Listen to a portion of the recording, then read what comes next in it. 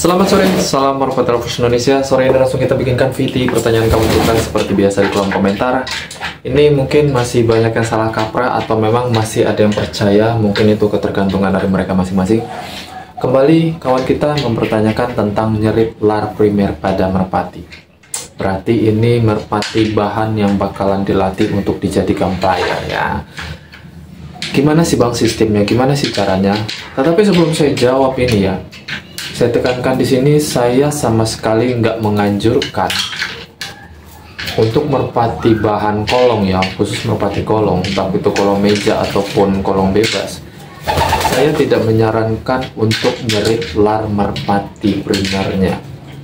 Sama sekali nggak menyarankan. Karena apa? Banyak yang melakukan hal itu, bukannya nggak boleh ya, boleh aja. Tapi banyak yang melakukan hal itu tapi salah dalam pelatihan yang dilakukan setelah nyerip lar primernya.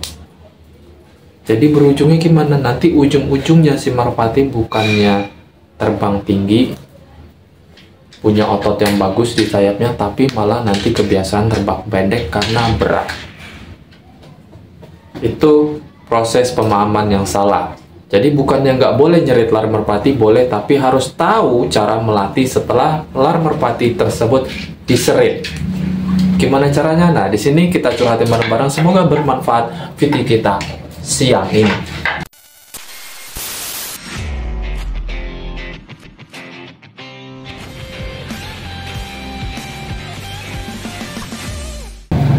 Salam warahmatullahi wabarakatuh. Selamat sore.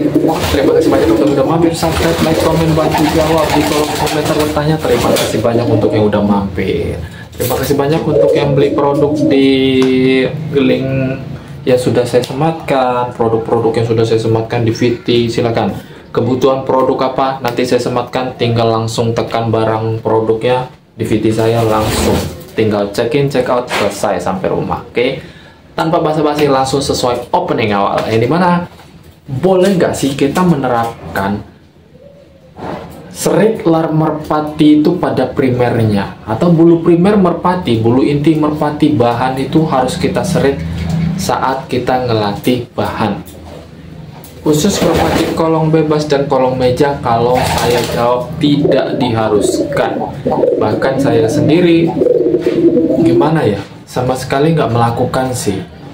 Setelah tahu atau mungkin setelah banyak eksperimen gitu kan, banyak hasil yang nggak terlalu positif setelah melakukan serit pada lar primer untuk merpati bahan latih, apalagi merpati kolong, itu nggak saya anjurkan sama sekali.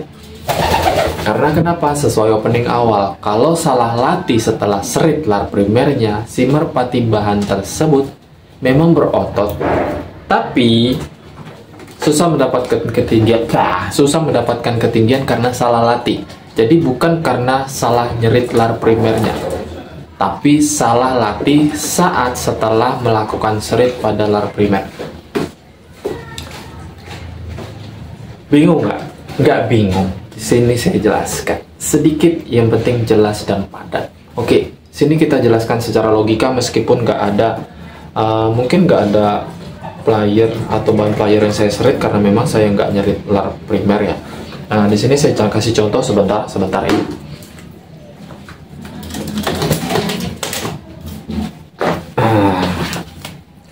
Di sini saya punya merpati, misalkan sampel ya. Ganteng ya guys, ganteng doang, enggak lah. ganteng banget malah. Oke. Di sini seandainya kalau lar primernya diserit, biasanya kan di lar 1, 2, 3, 4. Pasti nyeritnya itu kan di lar 4 dulu diserit. Setelah lepas nanti nunggu bulu baru diserit lagi lar berikutnya. Oke. Di sini saya jelaskan kenapa saya enggak mewajibkan untuk nyerit lar merpati bahan, meskipun ini bukan bahan ya, ini player tuh. Udah jelaskan.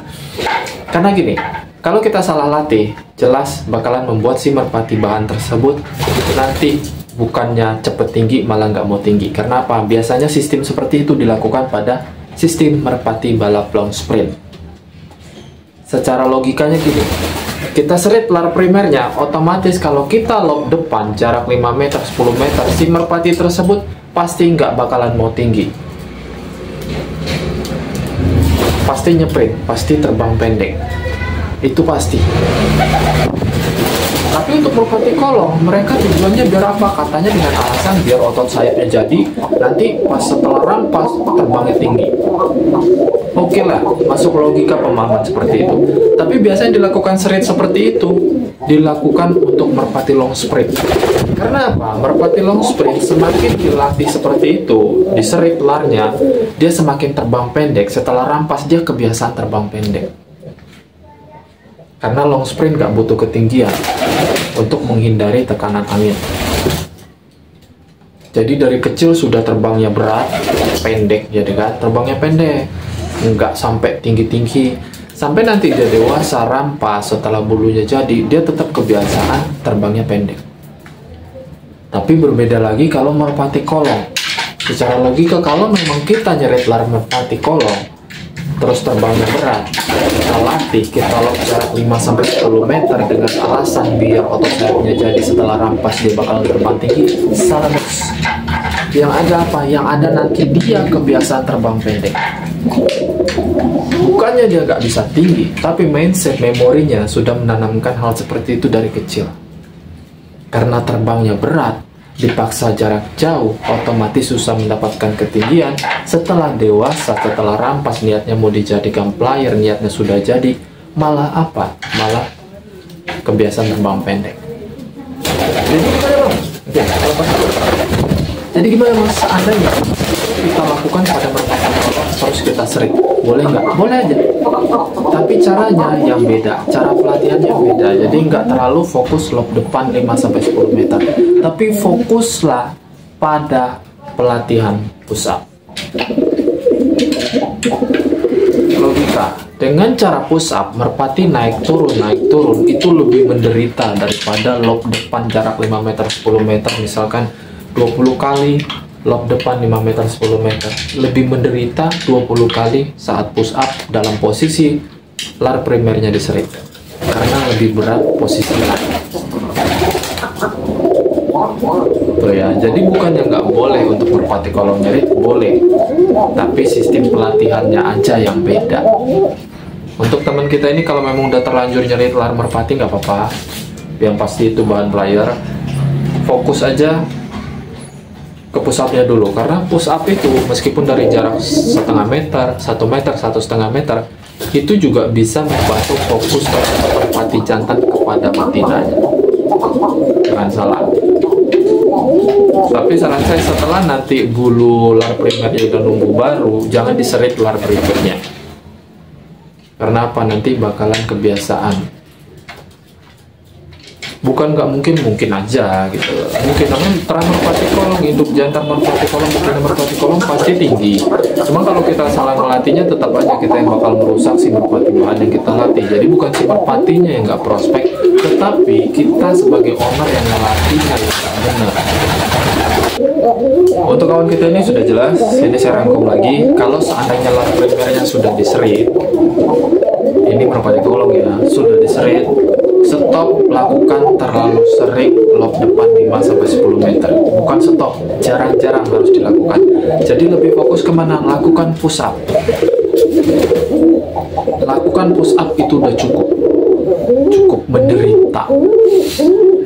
Jadi fokus ke betina dapet, tenaganya tetap dapet, otot sayap pada merpati tetap dapat, khusus merpati kolong, dan dia kebiasaan nanti untuk bisa naik di ketinggian itu. Tapi bahayanya biasanya kalau terlalu dipaksa, kita udah nyerit lar merpati, itu merpati bahan ya, terus kita paksa push up, nanti ujung-ujungnya setelah rampas kaget, cc-nya nggak ada, wajar. Karena apa? Kehabisan tenaga. Kalau memang kurang jelas tentang pembahasan ini atau ada pembahasan yang lain, silahkan di kolom komentar.